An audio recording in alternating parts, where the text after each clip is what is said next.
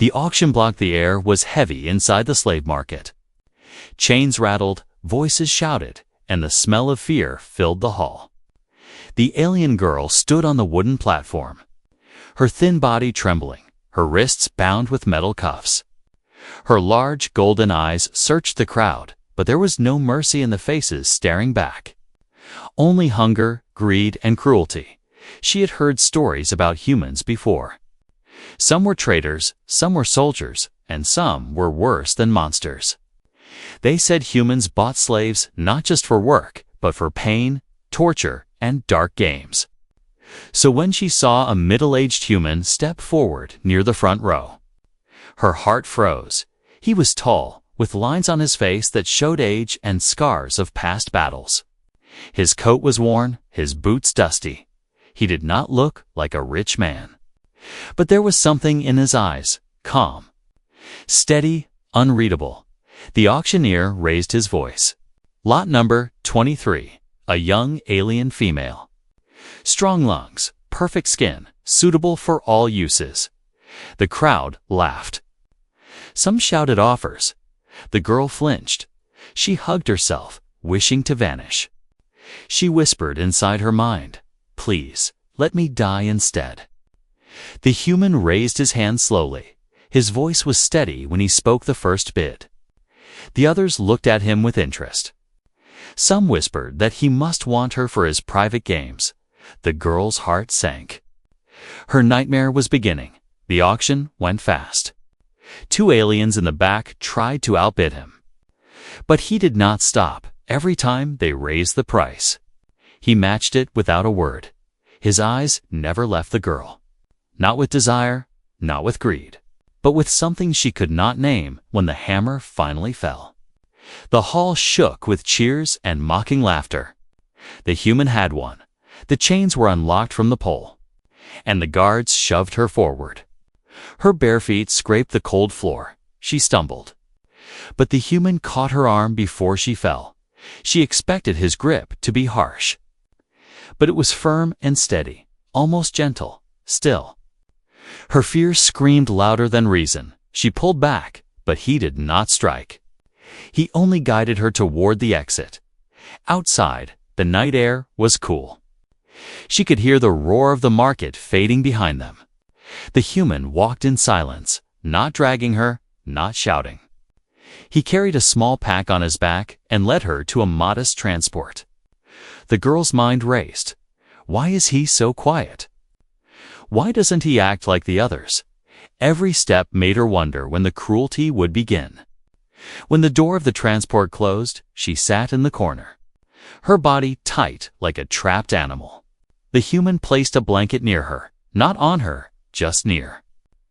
Then he sat on the other side of the cabin, his face in shadow, his hands resting on his knees.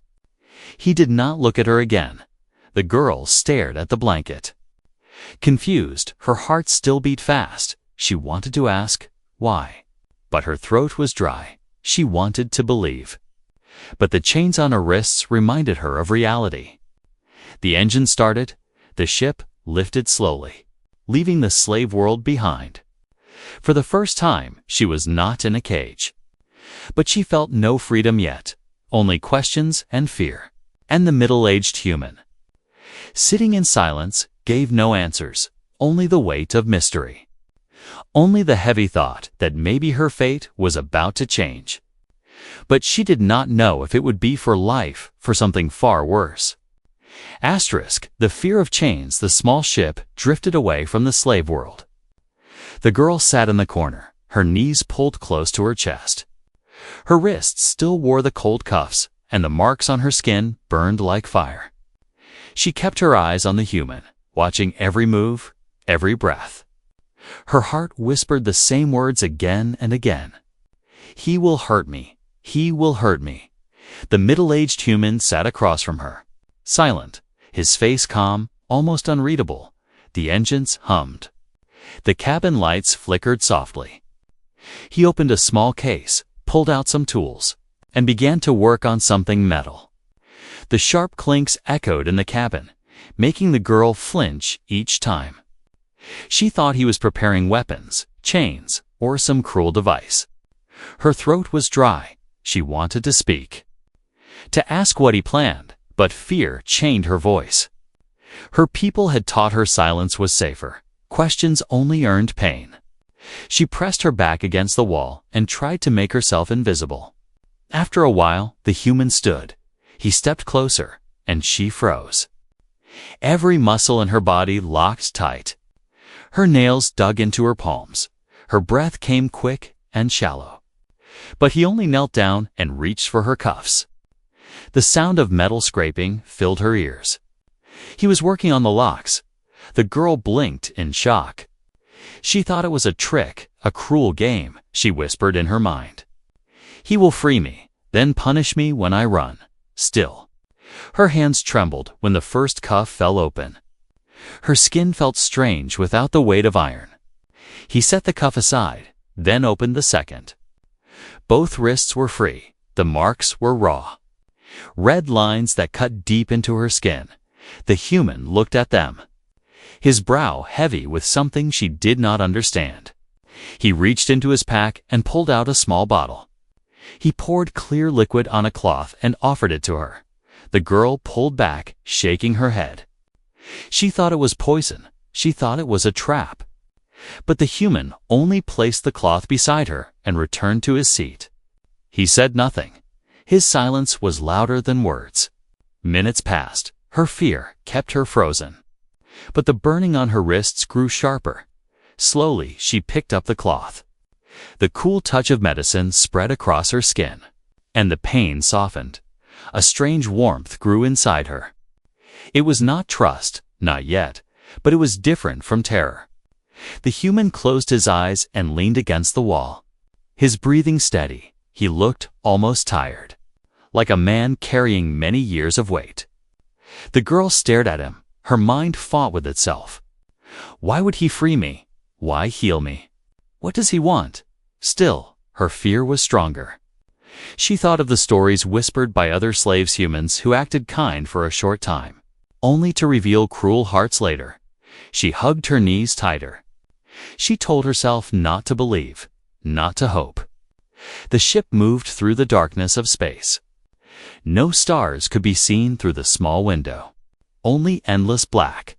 The girl felt smaller than ever, caught between fear of what the human might do and the strange kindness he had already shown. When sleep finally touched her eyes, she fought it. She thought if she closed her eyes, the nightmare would come. Yet, against her will, her body gave in. She slept curled in the corner. Chains gone, but fear still heavy. The human stayed awake. Watching the stars outside, his face was calm. But his eyes carried secrets she could not see. He had freed her wrists. But the fear of chains still lived inside her heart, and that fear would not break so easily. The first kindness the alien girl woke to the low hum of the ship. For a moment, she forgot where she was. Her arms felt lighter without the chains. But then her eyes opened and fear rushed back. She saw the middle-aged human sitting at the controls, his back straight, his hands steady. He turned slightly when he heard her stir. His voice was calm. "You are awake." She pressed her back against the wall. Silent, her throat dry, she did not answer. She only watched. Waiting for his cruelty to show, the human stood and reached into a small storage box. He pulled out a simple container and set it down near her. The smell of warm food drifted through the cabin. The girl's stomach twisted. She had not eaten real food in days. Maybe weeks. Her body begged for it. But her mind screamed, "It is a trap. He will punish me if I touch it." The human did not push it toward her. He only placed it close enough to smell and then stepped back. He sat on the other side of the cabin, eating quietly from his own pack. The girl stared at the food. Her lips trembled. Her chest rose and fell quickly. She told herself not to touch it. But the hunger was stronger than fear. Slowly, her hands reached out. Her fingers shook as she pulled the container close. She sniffed at first, half expecting poison. But the smell was clean, simple, like bread and broth. Her stomach growled loudly. She hated the sound. Hated how weak it made her. She looked up, waiting for him to mock her. But the human's eyes stayed on his own meal. He said nothing, with trembling hands. She took a bite. The taste was warm, soft. Nothing like the dry scraps the traders threw at her. Tears filled her eyes. She had forgotten what kindness tasted like. She ate quickly, almost too quickly. Afraid the food might vanish, her throat ached as she swallowed, her body shaking between relief and fear when the last bite was gone. She pulled the container close to her chest. Like she was protecting it, the human finally spoke. His voice steady, "Eat slowly next time." "You will hurt yourself." She froze, her heart pounded. She waited for a hidden insult, a cruel command. But his words carried no threat. Only plain warning. The silence grew heavy again. The girl stared at him, trying to read his face. The lines on his skin, the scar near his jaw, the steady eyes. He did not look like a man who played games. But she could not believe it yet. Her people had a saying. "The cruelest chains are made of false kindness." She whispered the words inside her head. She could not let her guard fall if she trusted him. It would only hurt more when the truth came. Hours passed. The ship floated through the black sea of stars. The human adjusted controls, checked readings. His movements steady, practiced. He did not glance at her often, but when he did, his gaze was calm, not hungry, not cruel, just calm.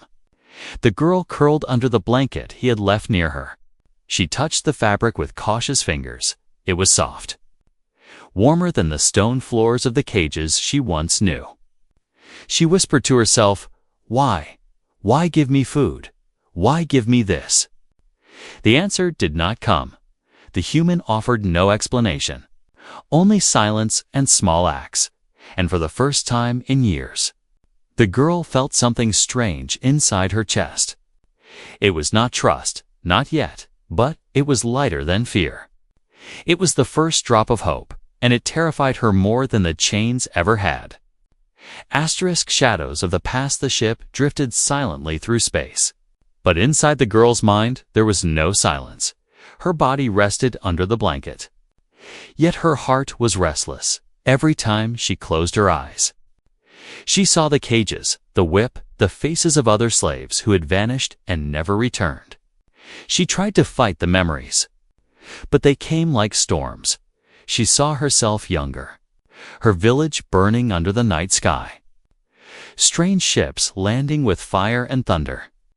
Her people screamed as chains closed around their arms. She remembered her mother's hand pulling her away. Then the sharp strike that tore them apart. She had not seen her mother again. Only cages, only darkness. Her breath quickened. Her nails dug into her palms. She trembled, curling tighter into the blanket. The past would not let go, even now, far from the market.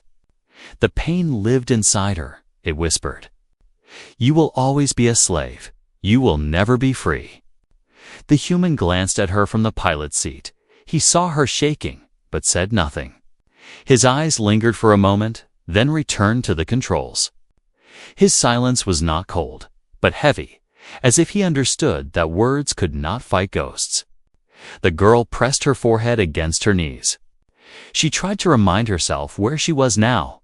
Not in the cages, not in the market. But the weight of memory was stronger than the present. Every small kindness from the human twisted her thoughts. Was he different, or was this another trap? Her people had told her stories of masters who acted gentle, who gave food and blankets only to break their slaves when they started to hope. Hope was the sharpest weapon of all. She bit her lip hard, tasting blood. She promised herself not to fall into that trap, but another memory rose, softer this time. She remembered her brother, older by a few years. He used to carry her on his shoulders, laughing as they ran through the glowing fields of her home world. His voice told her, "One day you will be strong. One day you will fly. She blinked back tears. She had not thought of him in years. Did he live, or had the chains taken him too? Her eyes moved to the human again. He sat steady, hands on the ship's wheel. Eyes focused on the black horizon, he looked nothing like her brother. Yet something about his calm silence reminded her of that voice. She hated the thought.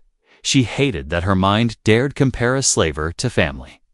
But her heart whispered questions she did not want to hear. The human finally spoke, his voice low. "You should rest." She flinched at the sound. Her body tensed as if expecting command or threat, but his words carried no chains. They were simple, almost tired. He turned back to the window. Saying no more, the girl closed her eyes, but the past kept her awake. The chains might be gone from her wrists, but not from her soul. Every scar, every scream, every night without hope had carved itself deep into her. She whispered into the blanket, too soft for him to hear. "Why are you doing this?" Her voice broke. Her chest ached. She wanted an answer, but feared it more than silence. The human did not answer. Perhaps he had not heard. Or perhaps he chose to keep his secrets. His eyes stayed on the stars outside. His face calm, but shadowed, and in that heavy quiet. The girl felt the war inside her between fear that chained her and a tiny, dangerous spark of hope that threatened to break free. Asterisk. The escape that failed the ship was quiet. Only the hum of the engines filled the air. The girl sat with the blanket pulled close, her mind twisting with fear and confusion. She wanted to believe the human was different, but her scars reminded her that kindness was dangerous. Hope was a trap that night.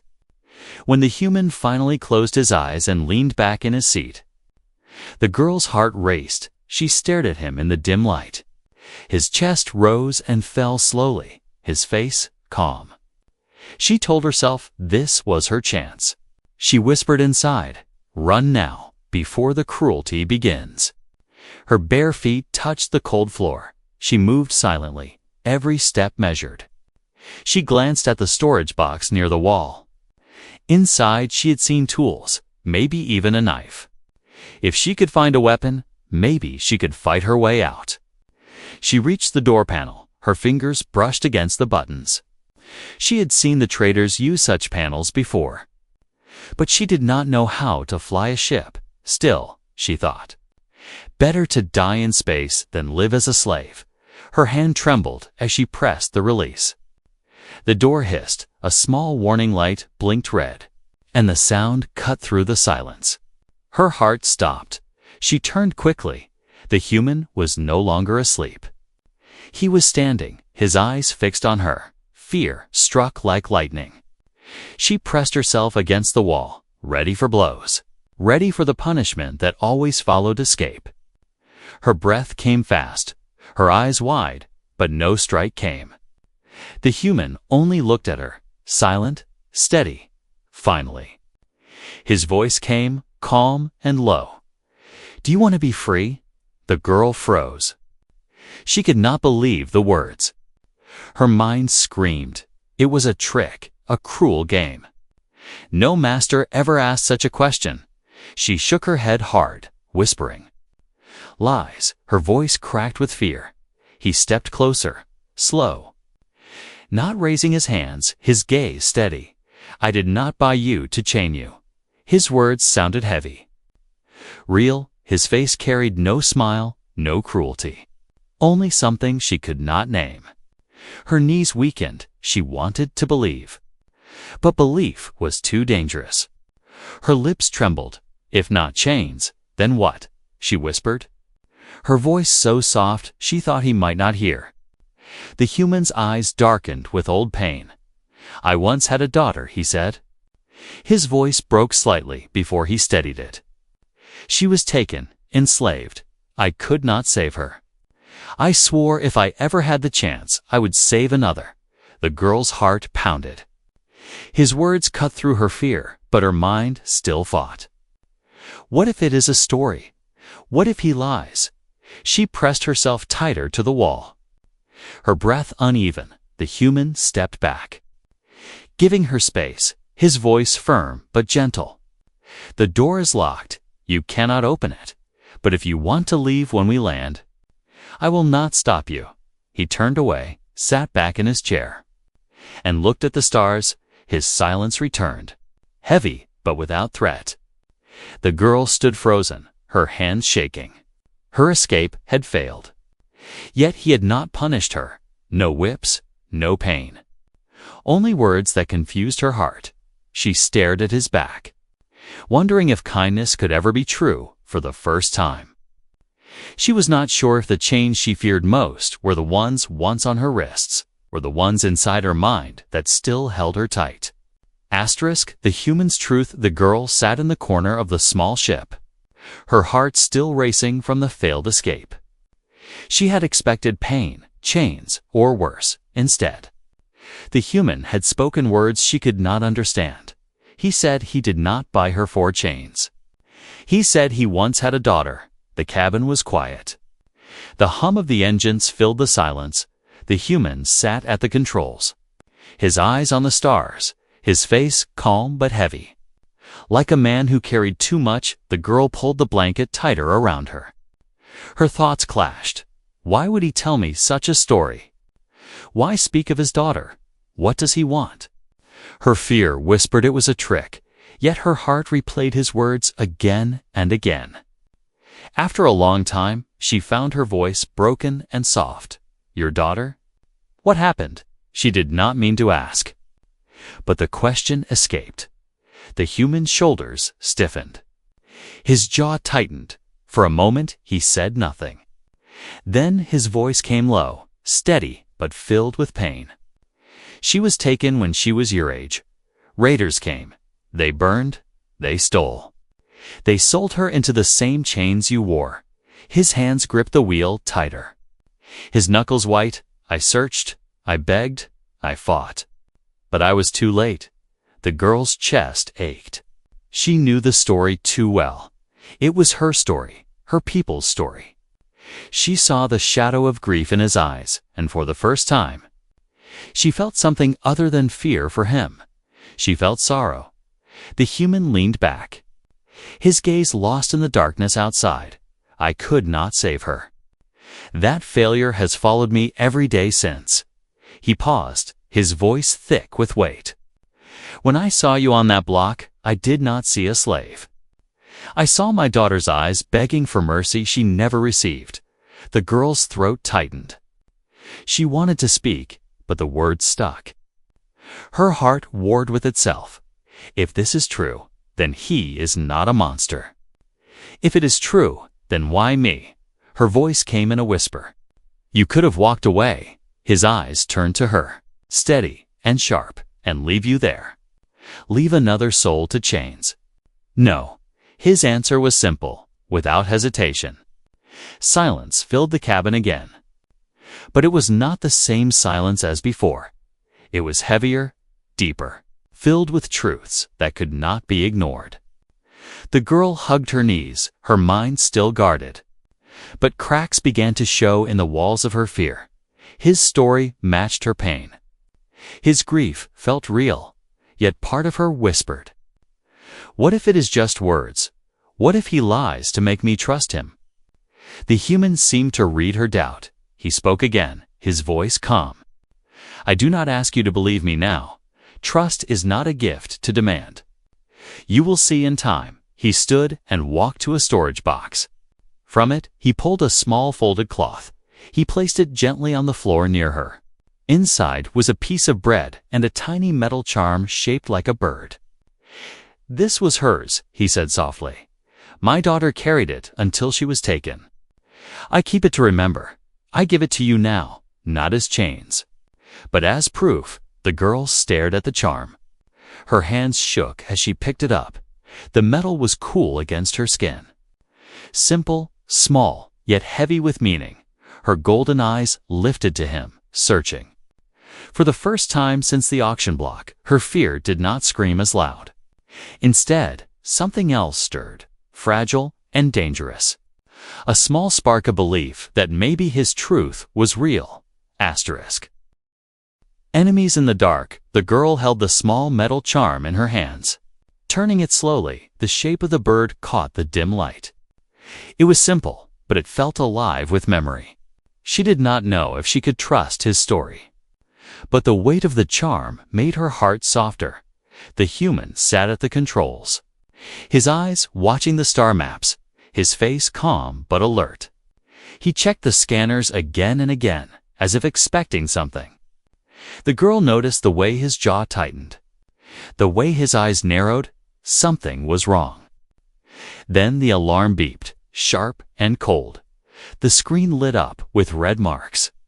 Small ships were following them, closing the distance fast. The human cursed under his breath. His hands moved quick across the controls, his voice steady but tense. They found us. The girl's blood turned to ice. She knew who they were, slave traders. They never let stolen property escape. Her body shook. She whispered, "They will take me back." Her voice cracked, her eyes wide with terror. The human looked at her once, his gaze strong. "Not while I'm breathing." The ship jolted as the first blast struck the shields. Lights flickered. The girl fell against the wall, her hands clutching the charm tightly. Fear wrapped around her throat. She had seen traitors kill for less. The human's hands flew across the panel. He turned the ship hard, engines roaring. Lasers flashed outside the windows, streaks of deadly light cutting through the void. His face stayed calm, but sweat lined his brow. One of the enemy ships hailed them. A cruel voice echoed through the cabin. "Return our property, human, and we will let you live." Laughter followed, sharp and ugly. The girl's heart stopped. She looked at the human, waiting. Would he give her back to save himself? Would his kindness end here? But the human's answer was iron. His voice steady. "She is not your property. She is free." The enemy ships opened fire again. The cabin shook, alarms screamed. The girl cried out, curling against the wall. She expected the human to curse her, to regret buying her, but he shouted over the noise. "Hold on." The ship spun, diving between asteroids. The human's hands steady on the wheel, his jaw tight, his eyes sharp. He moved like a man who had flown through fire before. The girl clung to the wall, her heart pounding. Every crash of sound reminded her of cages, of whips, of screams. But the human's voice cut through, strong and clear. "I will not let them take you." The enemy ships chased, their weapons lighting up the darkness. But the human fought back, twisting the ship. Using the rocks as shields, he fired once, and one of the smaller ships exploded into fire. The girl gasped, her golden eyes wide. She had never seen a human fight like this. Not for her, not for anyone. Still. 2 more ships pressed closer. The human gritted his teeth. "They won't stop," he muttered. He pulled a lever. The engines roared louder. The ship surged forward, breaking through the field of asteroids. The girl pressed the charm to her chest. Her fear still heavy, but now mixed with something new. She saw the human fighting not for chains, not for profit, but for her life. The enemy voice returned, angrier now. "You will die for this." "Human." The human's reply was cold as steel. "Then I die a free man. And she dies free with me." The words struck the girl's heart like fire. For the first time, she believed him, at least a little. For the first time, she thought maybe he was not her captor, but her shield. And as the battle raged in the dark, the girl realized her fate was no longer only fear. It was tied to his fight, his truth, his promise. Asterisk. A new Bantha enemy ships had vanished into the dark. The human's vessel drifted quietly now, its shields damaged, smoke rising from one corner of the cabin. The girl sat trembling against the wall, her hands clutching the bird-shaped charm tight to her chest. She waited for him to speak, to curse her. To say she was the reason danger had come, that was what the traitors always did: blame the weak, punish the helpless. But the human only leaned back in his chair, breathing hard. His hands were steady, his eyes scanning the screens for more threats. Minutes passed, the silence grew heavy. Finally, he turned to her, his voice calm, though his face was pale with exhaustion. "Are you hurt?" The girl blinked. She was not used to the question. Her lips trembled. "No," she whispered. Her golden eyes stayed on him, searching for a trap. But his gaze carried no cruelty, only concern. He nodded. "Good." He rose slowly, his body stiff from the fight. He moved to the storage box, pulled out another blanket, and tossed it gently toward her. "You're shaking," he said simply. Her hands caught the fabric, warm and soft. Her chest ached with confusion. Why does he care? Why give me this? She pressed the blanket around her shoulders, her body still cold from fear. The human sat back down, rubbing his temple. His voice lower now, almost tired. "They will keep coming. Slavers don't forgive." His eyes turned to her, steady and sharp. "If you stay with me, you will always be hunted. Do you understand?" Her throat tightened. The words scared her. But something inside whispered that freedom had always been dangerous. "Maybe it was worth it," she whispered back. Then, "Why keep me?" His gaze softened. "Because I made a promise. And because no one deserves chains." The girl lowered her eyes. His words pressed deep into her chest. She remembered her mother's voice long ago, telling her there were good people in the stars. She had never believed it until now, for the first time. She spoke without fear, her voice small but clear. "My name is Lyra." The human looked at her with surprise. It was the first time she had shared it.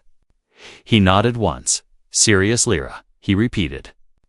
Then, after a pause, he added, "My name is Marcus." The cabin grew quiet again. But it was not the same silence as before. It was lighter, softer. A fragile thread had been tied between them. Lyra traced the small bird charm with her fingers. Her eyes lifted to Marcus. He had fought for her. Not for chains, not for profit, but for something else. She still felt fear. But beneath it grew something new: trust. She whispered, almost too soft to hear. "Thank you."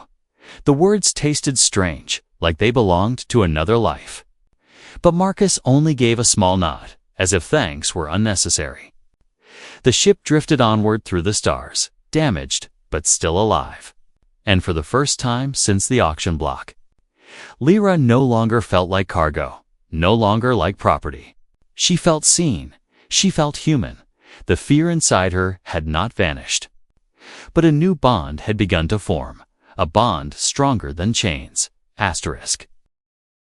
A choice of freedom. The ship floated through the dark sea of stars, its engines humming low. Marcus sat at the controls, his eyes steady on the map.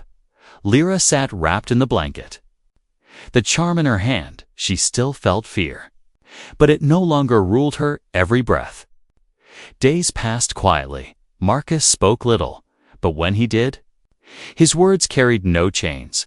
He gave her food, water, and space. Never forcing, never commanding.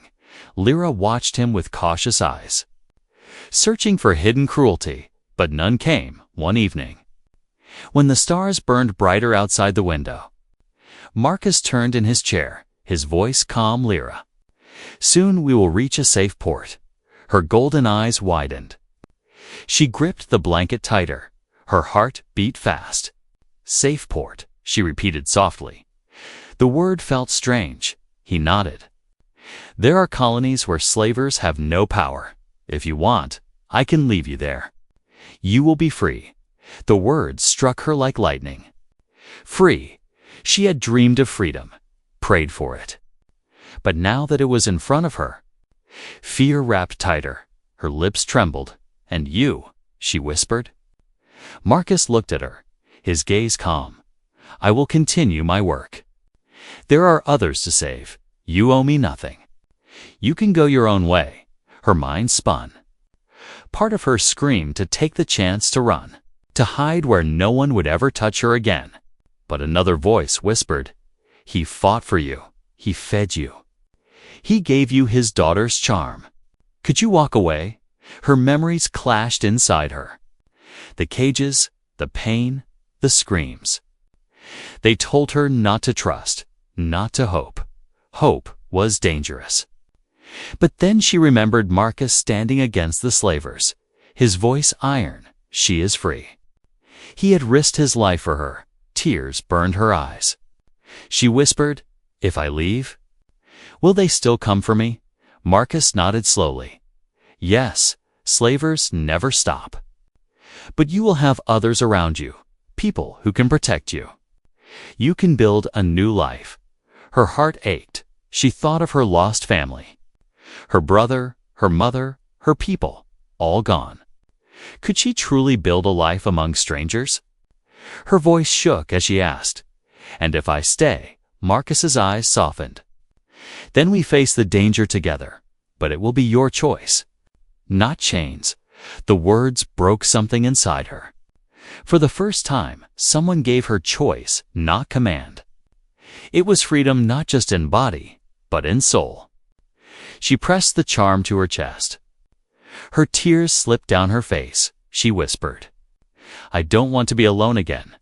Marcus's jaw tightened, but his eyes stayed steady.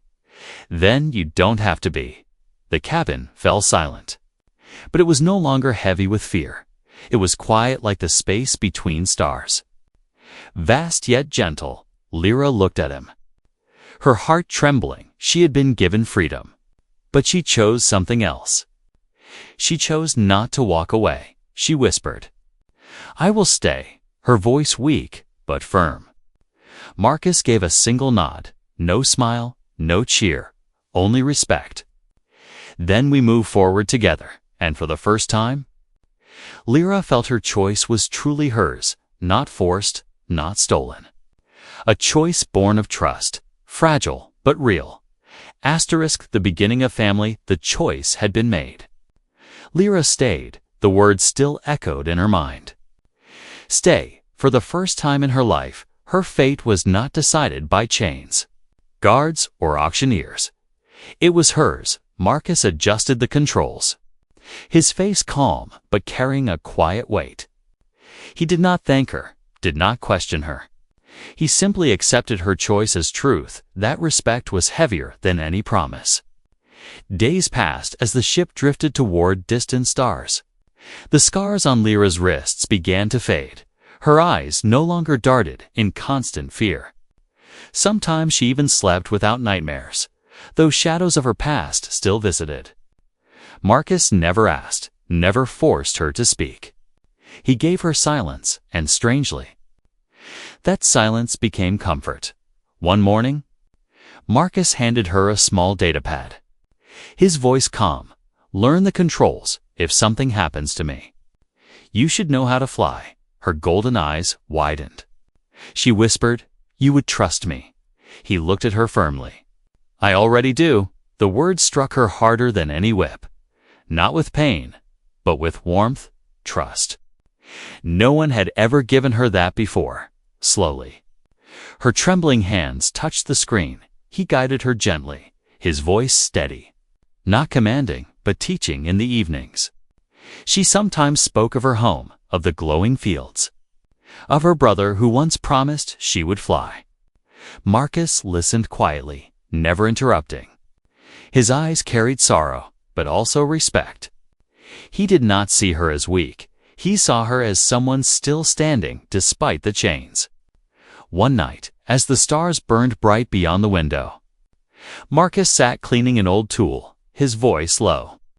"My daughter's name was Ilara." The sound of her name filled the cabin with a weight Lyra could feel. He continued, "She would have been your age now." His hands trembled slightly, but his eyes stayed sharp.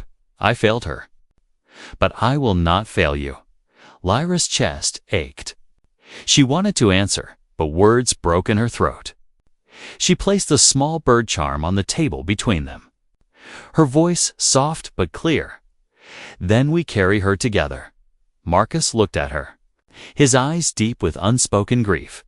Slowly he nodded, for the first time. He smiled not wide, not bright, but small and real. From that day, their silence felt different.